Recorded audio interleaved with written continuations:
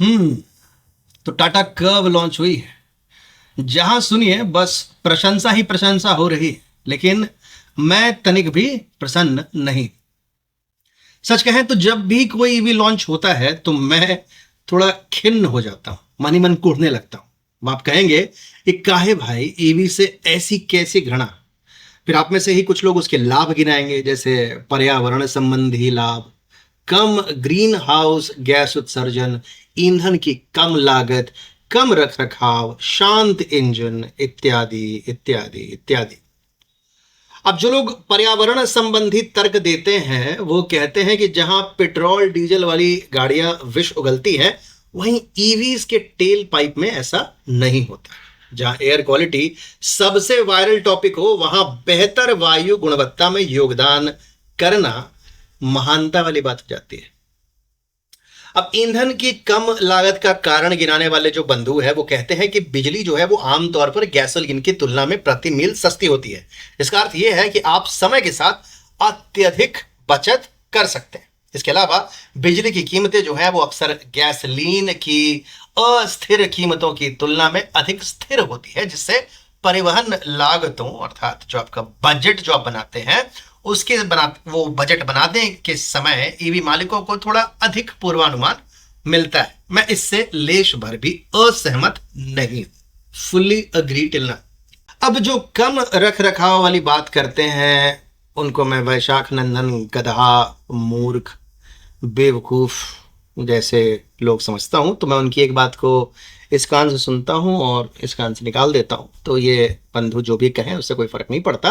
कुछ बंधु ये भी कहते हैं कि जो ईवी है वो पारंपरिक गाड़ियों से तेज भागती है, द्रुत गति से भागती है। अब पेपर पर अगर आप कैलकुलेट करेंगे तो आपको सच में ऐसा ही लगेगा कि ईवी को हर हालत में पारंपरिक गाड़ियां हैं उनसे तेज भागना चाहिए, परंतु मेरे स्वयं के अनुभव से यह सब भी कपोल कल्पना लगती है। ठीक है। अब मेरी तरह जो मित्र ईवीज को पसंद नहीं करते उनके भी अपने तर्क हैं, जैसे सीमित ड्राइविंग रेंज, चार्ज करने में समय का लगना, सीमित चार्जिंग स्टेशन मतलब उनका अभाव, गाड़ी की उच्च खरीद मूल्य, यानी कि जो ईवी गाड़ियां होती हैं वो नॉर्मल गाड़ियों से महंगी होती हैं, बैटरी प्रतिस्थापन यानी बैटरी बदलने का खर्च, इत्यादि इत्यादि। अब इन्हें भी एक एक करके समझ लेते हैं। देखिए, इलेक्ट्रिक वाहन अर्थात ईवी की उनके पर्यावरण के अनुकूल लाभों और अत्याधुनिक तकनीक के लिए उनकी प्रशंसा की जाती है, परंतु उनकी कमियां बहुत सारी हैं। यहां हम ड्राइविंग रेंज, चार्जिंग इंफ्रास्ट्रक्चर, अग्रिम लागत, बैटरी से संबंधित चिंताओं जैसे मुद्दों पर ध्यान केंद्रित करते हुए ईवी से जुड़ी हुई कुछ प्रमुख चुनौतियों का पता लगाते हैं। परंतु उससे पहले प्रकृति की सुरक्षा वाला जो दावा है ना उसको समझ लेते हैं, क्योंकि वो मेरे गणित के अनुसार वो आडंबर है और ये सत्य भी है। ईवी बैटरी के उत्पादन के लिए लिथियम, कोबाल्ट और निकल जैसी सामग्री के निष्कर्षण की आवश्यकता होती है, खनन की। इन सामग्रियों के खनन प्रक्रियाओं के गंभीर पर्यावरणीय और सामाजिक परिणाम होते हैं, जिनमें पशुओं के नेचुरल हैबिटेट्स भी विनाश हो जाते हैं। जल प्रदूषण होता है और वायु प्रदूषण होता है, ध्वनि प्रदूषण होता है और कई प्रकार के प्रदूषण और होते हैं। और जब इनकी रिफाइनिंग होती है, यानी जो कच्चा जो मिनरल निकलता है, इसकी रिफाइनिंग के लिए अत्यधिक जल की आवश्यकता होती है, वो भी जल हीट करके। तो हाँ, तो जो भी लोग कहते हैं कि पर्यावरण के लिए बड़ी अच्छी होती है, बड़ा ये होता है, बड़ा वो होता है, थोड़ा आराम से, इतना भी कुछ महान नहीं है। और जब एक बार ईवी की बैटरी समाप्त हो जाती है तो उस ईवी की बैटरी को उठाकर कचरे के ढेर पर फेंक दिया जाता है या गैराज में छोड़ दिया जाता है, जो कि अच्छी बात नहीं है, क्योंकि ये सामान्य कचरा नहीं है। इनको सामान्य कचरे की तरह नहीं फेंका जाना चाहिए। लेकिन अभी तक इसके लिए कोई ना तो कोई सरकारी नियम बने और ना ही जनता की तरफ से कोई जागरूकता इस पर दिखाई देती है। अब पर्यावरण से ऊपर उठे तो चिंताओं का एक अथाह महासागर है। जैसा कि हमने बताया कि तो पहले हम सीमित ड्राइविंग रेंज की बात करेंगे, तो ईवी खरीदारों के लिए सबसे बड़ी चिंताओं में से एक जो है वो ही है सीमित ड्राइविंग रेंज। अगर हम जो हाल फिलहाल में सुधार हुए उनको हम जोड़ लें तभी भी इलेक्ट्रिक वाहन जो है वो आमतौर पर एक बार चार्ज करने पर उतनी दूर नहीं जा सकते हैं जितना कि पारंपरिक अर्थात गैसोलीन संचालित कारें एक पूर्ण टैंक पर जा सकती हैं। एक चार्जिंग स्टेशन मिलने से पहले बैटरी के डिस्चार्ज होने का खतरा विशेष रूप से लंबी यात्राओं पर लगा ही रहता है। तीसरा यह है कि ईवी को चार्ज करना गैस टैंक को भरने जितना तेज नहीं है।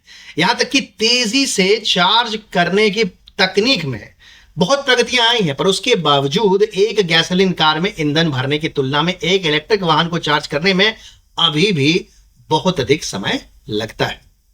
और ये जो विस्तारित चार्जिंग समय है बहुत ही असुविधाजनक है, विशेष रूप से उन ड्राइवरों के लिए जो अक्सर लंबी यात्राएं करते हो या जो ऑफिस गोअर्स हो, उनको टाइम पर पहुंचना है, या जिनके पास चार्जिंग स्टेशनों तक की सरल पहुंच नहीं होती है। और चौथा यह है कि जो ईवी गाड़ियां होती हैं वो सामान्य गाड़ियों से महंगी होती हैं, जिसका मुख्य कारण ही बैटरी है। बैटरी की लागत उच्च होती है और इसी कारण से जो ईवी गाड़ियां होती हैं वो सामान्य गाड़ियों से अधिक महंगी होती है। परंतु जैसे जैसे तकनीक परिपक्व हो रहे हैं और उत्पादन बढ़ रहा है, कीमतें भी धीरे धीरे कम हो रही हैं, परंतु प्रारंभिक खर्च अभी भी कई खरीदारों के लिए एक बाधा ही है। और उसके बाद ये भी है कि ईवी बैटरी को चेंज करने की आवश्यकता होती है और यह ईवी मालिकों के लिए एक महत्वपूर्ण लागत हो जाती है, जिससे इलेक्ट्रिक वाहन के समग्र खर्च बढ़ सकते हैं। अब आपने कभी ऐसा हुआ है कि आप पेट्रोल भरवाते हैं, कभी ऐसा हुआ है कि आपने अपनी पेट्रोल की गाड़ी का जाके पेट्रोल टंकी खुलवा के नई टंकी लगवाई? ऐसा तो नहीं होता है ना। पर अगर आपके पास ईवी है तो फिर आपको बार बार 3 साल 4 साल 5 साल, अगर आप 10 साल 15 साल भी गाड़ी 10 साल 15 साल रख रहे हैं गाड़ी, तो आपको 5-6 बार चेंज कराना पड़ेगा, कम से कम 3-4 बार तो अवश्य करना पड़ेगा।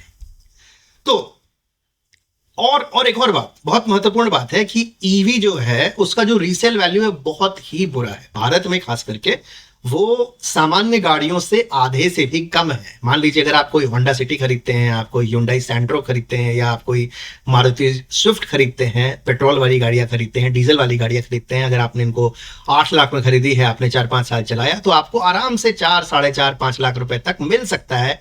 कम से कम 4 लाख तो आपको जरूर मिल जाएगा। परंतु अगर आपने कोई गाड़ी, ईवी गाड़ी अगर आपने अपने 10 लाख की खरीदी, आपने 2-3 साल ही चलाई, अब आप जाइए, आपकी बैटरी की हेल्थ देखी जाएगी, और बोला जाएगा नहीं सर आपकी गाड़ी 1 लाख, 1.25 लाख, 1.5 लाख ले लो, हम तो बस आपको डब्बे डब्बे का दे रहे हैं, बैटरी तो हमें चेंज ही करानी पड़ेगी। तो रीसेल वैल्यू काफी कम है। मैंने आपको 6 कारण बताए। अब ये जो 6 कारण है ये आपको हर लेख में मिल जाएंगे, परंतु जो 7वां कारण जो मैं बताने जा रहा हूं वो आपको कहीं नहीं मिलने वाला है, क्योंकि ये पूरा का पूरा सामान्य ज्ञान है, जनरल नॉलेज है, कॉमन सेंस है। अब उस कारण को समझने से पहले थोड़े से आंकड़े समझ लेते हैं।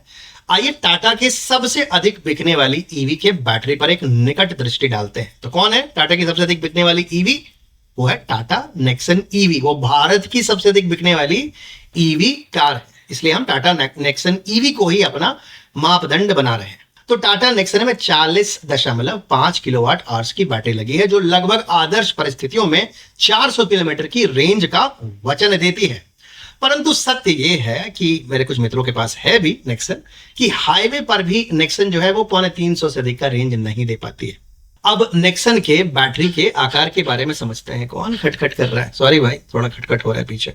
नेक्सन की बैटरी जो है वो 13 फीट गुणा 6 फीट गुणा 5.3 फीट है, समझ रहे हैं? और इसका वजन है 322 किलोग्राम। 13.25 फीट की गाड़ी में 13 फीट लंबी, 6 फीट चौड़ी और 5.3 फीट मोटी बैटरी है। और बैटरी का पूरा वजन जो है वो गाड़ी के वजन के 35% के बराबर है। अब आते हैं टाटा कर्व पे। अब टाटा कर्व बड़े हाई फैन फेयर के साथ उसको निकाला गया है। टाटा कर्व ने आदर्श परिस्थितियों में 500 किलोमीटर की रेंज का दावा किया है और 45 किलोवाट आवर्स और 55 किलोवाट आवर बैटरी के 2 विकल्प दिए हैं। अब कागज पर ये एक अच्छा सुधार तो लग रहा है, लेकिन ऐसा है नहीं। अब टाटा ने कर्व की बैटरी के सटीक आयाम या वजन के बारे में कोई भी निर्देश नहीं दिया है, कोई जानकारी नहीं दी है। लेकिन अगर हम नेक्सॉन को मापदंड बना करके मानक स्केलिंग करते हैं, मानक स्केलिंग समझते हैं ना, 1 इंच को 1 फीट बना दिया, 2 इंच, मतलब स्केल में किसी चीज को एक्सपैंड या कॉन्ट्रैक्ट करना, उसको मानक स्केलिंग कहते हैं। तो हमें बैटरी का आयाम कैसा लगता है? टाटा कर्व का 17 फीट गुणा 7.84 फीट गुणा 7 फीट, मतलब 17 फीट लंबी, 8 फीट चौड़ी और 7 फीट मोटी बैटरी। अब टाटा कर्व स्वयं केवल 14 फीट लंबी है। अब इस विसंगति से पता चलता है कि इतनी लंबी तो नहीं हो सकती इसकी बैटरी, और ना चौड़ी ज्यादा हो सकती है इससे, तो उसकी मोटाई में ही वृद्धि की जा सकती है। यानी कि 7 फीट की मोटी बैटरी जो पहले से ही काफी बृहदाकार है, उसमें और मोटाई जोड़ दो और फिर सोचो कि उसका वजन कितना होगा। तो इस प्रकार के सेटअप की व्यावहारिकता के बारे में कुछ चिंताएं तो अवश्य सामने आती हैं। और मैं टाटा का कोई शत्रु हूं नहीं भाई, टाटा महान है। मैं किसी भी ईवी की बात करूं, BYD seal, BYD Atto 3, Hyundai Ioniq, Mahindra XUV 400 EV, MG ZS EV, Citroen EC3 और जितनी भी ईवीज मार्केट में है सब के साथ यही समस्या है। देखिए अभी जिस बैटरी टेक्नोलॉजी का प्रयोग हो रहा है ना, उसमें बैटरी के आकार और बैटरी की शक्ति के बीच, कहते हैं उसको डायरेक्टली प्रोपोर्शनल, एकदम संबंध सीधा है। अगर आपको अधिक शक्ति चाहिए तो अधिक आकार की बैटरी लेनी पड़ेगी, यानी अधिक बड़ी बैटरी, यानी हमें अधिक स्थान की आवश्यकता होगी। और हमने इसे स्मार्टफोन के विकास के दौरान अपनी आंखों से देखा है। तेज प्रोसेसिंग पावर लेने वाले ऐप्स को चलाने के लिए और विशाल ओलेड स्क्रीनों को प्रकाश प्रदान करने के लिए बड़ी बड़ी बैटरियां चाहिए, और इसी के कारण हमारे फोन निरंतर बड़े होते जा रहे हैं।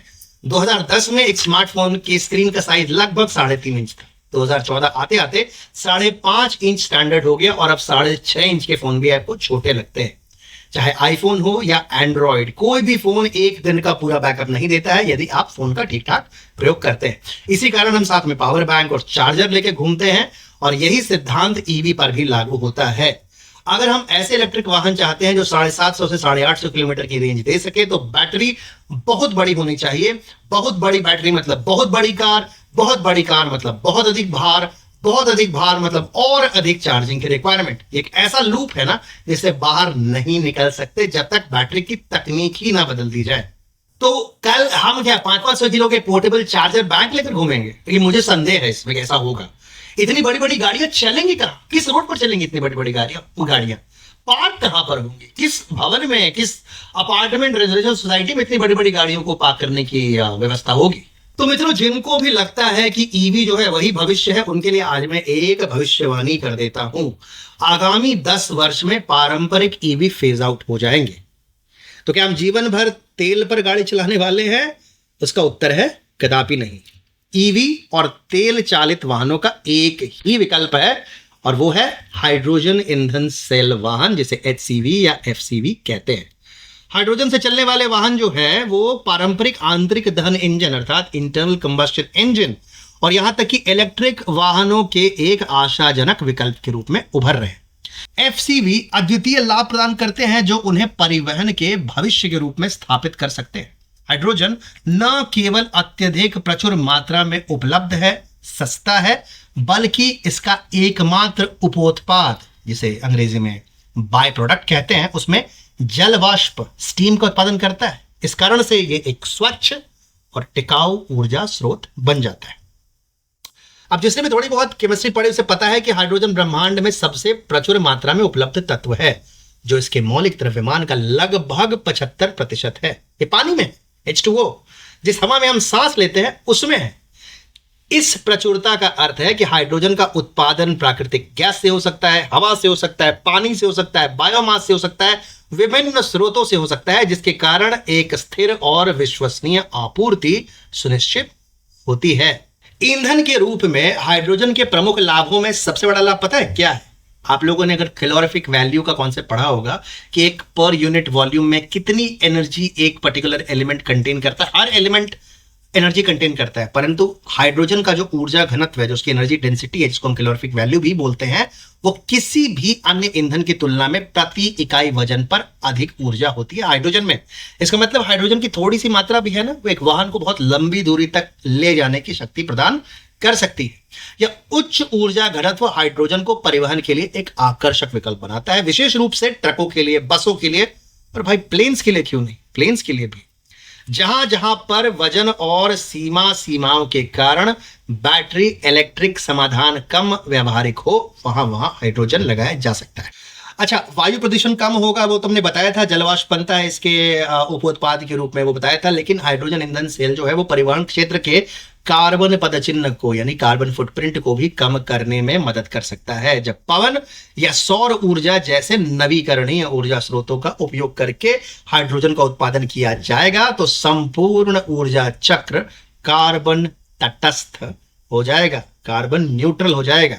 अच्छा, अब भरने में समय कितना लगेगा? तो ईंधन सेल वाहनों को गैसोलीन या डीजल वाहनों की तरह कुछ ही मिनटों में ईंधन से भरा जा सकता है, जिससे कि वे लंबी दूरी की यात्रा के लिए अधिक सुविधाजनक विकल्प बन जाते हैं। इसके अलावा हाइड्रोजन ईंधन कोशिकाओं में बैटरी की तुलना में ऊर्जा से वजन का अनुपात कम होता है, जिसका अर्थ है कि हाइड्रोजन संचालित वाहन भारी भरकम बैटरी के अतिरिक्त वजन के बिना लंबी दूरी प्राप्त कर सकते हैं। समस्या ही समाप्त हो गई।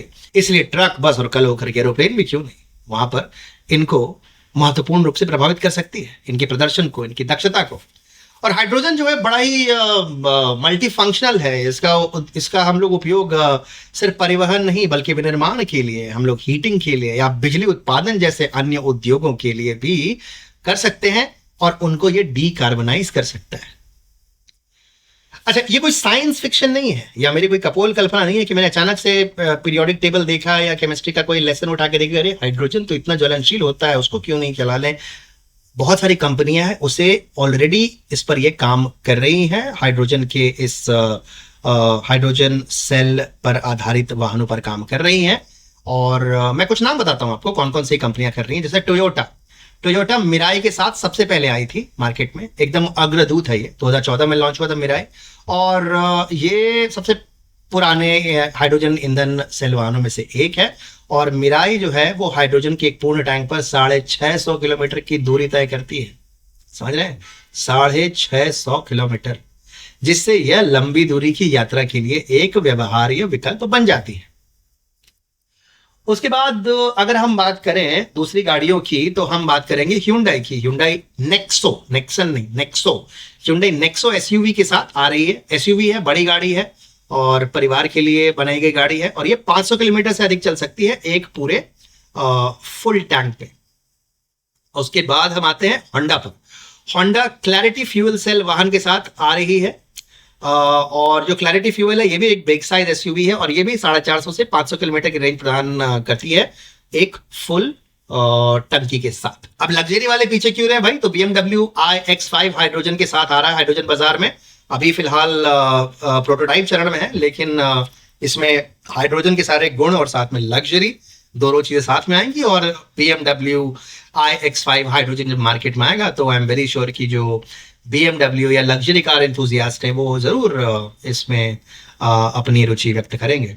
और एक स्टार्टअप है अमेरिका की जिसका नाम है निकोला मोटर्स। ये टेस्ला से कंफ्यूज मत होइएगा, निकोला टेस्ला का टेस्ला तो इलॉन मस्क की है, ये निकोला मोटर्स है, हालांकि निकोला टेस्ला से ही प्रभावित है नाम। तो निकोला मोटर्स जो है ये क्या करता है कि ये हाइड्रोजन संचालित ट्रकों पर अपना ध्यान केंद्रित कर रहा है। और इसके अगर मैं आपको नंबर्स बताऊंगा आप घूम जाएंगे। निकोला 1, निकोला 2 दोनों भारी भरकम ट्रक हैं, और इनको लंबी दूरी के परिवहन के लिए डिजाइन किया गया है। इन ट्रकों से पता है कितने किलोमीटर रेंज की आशा है? 1700 किलोमीटर की रेंज की आशा। ये ट्रकिंग उद्योग को कंप्लीटली बदल के रख देगा, बदल के। तो Toyota, Hyundai, Honda, BMW, Nikola Motors, ये सब हाइड्रोजन वाहन बाजार में अग्रणी कंपनियों के कुछ उदाहरण हैं। तो भारत क्या कर रहा है? क्या भारत आंख मूंद के लंबी तान की सो रहा है? ऐसा नहीं है, क्योंकि गडकरी है तो मुमकिन है। तो केंद्रीय सड़क परिवहन और राजमार्ग मंत्री जो हैं श्री नितिन गडकरी जी, उन्होंने 2022 में ही हाइड्रोजन आधारित ईंधन सेल इलेक्ट्रिक वाहन से संसद भवन का पूरा दौरा किया था, और ग्रीन हाइड्रोजन द्वारा संचालित कार का प्रदर्शन करते हुए गडकरी जी ने भारत के लिए हाइड्रोजन आधारित परिवहन का समर्थन करने के लिए हाइड्रोजन FCV प्रौद्योगिकी और उसके लाभों के बारे में जागरूकता फैलाने की आवश्यकता पर पूरा जोर दिया था। गडकरी जी ने उसमें कहा था कि भारत में ग्रीन हाइड्रोजन का निर्माण किया जाएगा, ग्रीन हाइड्रोजन ईंधन भरने वाले स्टेशन स्थापित किए जाएंगे, जिससे रोजगार के अवसर भी प्राप्त होंगे। और उन्होंने कहा कि हम हरित हाइड्रोजन निर्यातक देश बन जाएंगे। आप समझ रहे हैं इस छोटे से लाइन का मतलब क्या है? भारत का सबसे बड़ा जो विदेशी मुद्रा भंडार है, भारत के विदेशी मुद्रा भंडार का जो सबसे बड़ा भाग है वो बाहर की अरब कंट्रीज से, रशिया से, और जो भी कंट्रीज प्रोड्यूस करती हैं ऑयल, उनसे ऑयल खरीदने में हम सबसे ज्यादा अपना विदेशी मुद्रा भंडार खर्च करते हैं। जिस दिन भारत स्वयं हरित हाइड्रोजन निर्यातक देश बन जाएगा, आप सोचिए कि पहले तो कितना सस्ता होगा गाड़ी चलाना, और दूसरा कि भारत अपने उन पैसों को अपने लिए इस्तेमाल कर सकता है, या उन चीजों को इंपोर्ट करने में इस्तेमाल कर सकता है जो हम बिल्कुल नहीं बना सकते, जो परमात्मा ने जिस जिस चीजों को हमारे पास बिल्कुल दिया ही नहीं। तो ये एक बहुत बहुत बहुत बड़ी चीज है। और गडकरी जी ने कहा था कि प्रधानमंत्री नरेंद्र मोदी जो है वो राष्ट्रीय हाइड्रोजन मिशन के माध्यम से हरित और स्वच्छ ऊर्जा पर ध्यान केंद्रित करने के लिए भी प्रतिबद्ध है। तो ये कथा जो थी वो थी ईवीज की। अब मेरे एक वीडियो से कुछ नहीं बदलने वाला है, ये मुझे पता है, परंतु अब सोचने पर प्रतिबद्ध तो अवश्य हुए होंगे कि जो पर्यावरण वाला लेमन जूस खिला खिला कर ईवीज बेचा जाता है उतना भी सही नहीं। आगामी भविष्य में ईवीज याद नहीं किए जाएंगे, और जब गाड़ियों के जनरेशन की बात आएगी तब यही कहा जाएगा कि विश्व ने तेल पीने वाली गाड़ियों से हाइड्रोजन सूंघने वाली गाड़ियों के युग में प्रवेश किया। ईवीज तो 10-20 साल के बस ब्लिप्स थे। धन्यवाद।